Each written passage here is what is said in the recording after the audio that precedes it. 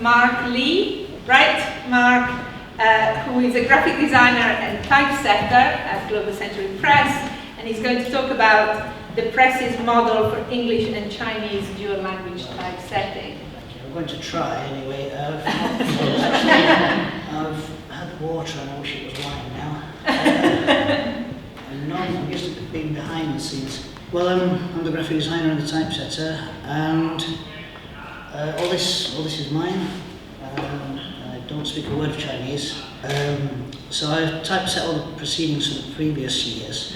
So it's been very insightful to actually be here today for the first time to see it unfold. And Xiangqun's organised a hybrid conference today spanning multiple time zones for the first time in the middle of a global pandemic. So I'd like to thank her for inviting me and for the enormous amount of time and effort she's put into us all together today. The title of my segment is perhaps a bit misleading. I originally thought to offer a visual presentation to illuminate the technical details of dual language typesetting, but then I realised it would actually be really dull to lift that veil. Good editorial design should be invisible, like me. It's a window you look through to facilitate a reader's engagement with the content. You might find a book cover, for example, pleasing to the eye, but I hope you do it after you've read the title and you've engaged with the idea that the book is communicating.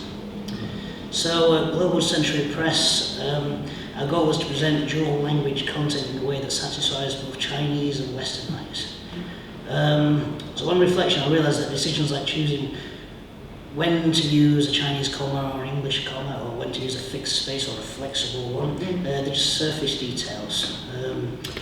The Global Century Press typesetting it's not really a task, but it's a proper transcultural process.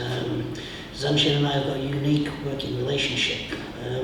After typesetting a document, we work together to fine-tune the details live, using WeChat to talk while sharing images of the text to either explain our ideas or to try and show the results of our changes. Xiangqun leans on me for the fine details of English and my experience in publishing, and in turn I rely heavily on Xiangqun for a knowledge of Chinese language, history and culture, and her in-depth understanding of each book and journal that we work on.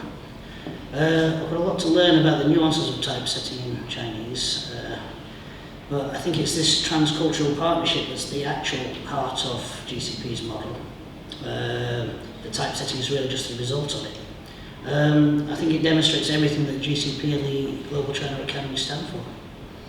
So, thank you for listening.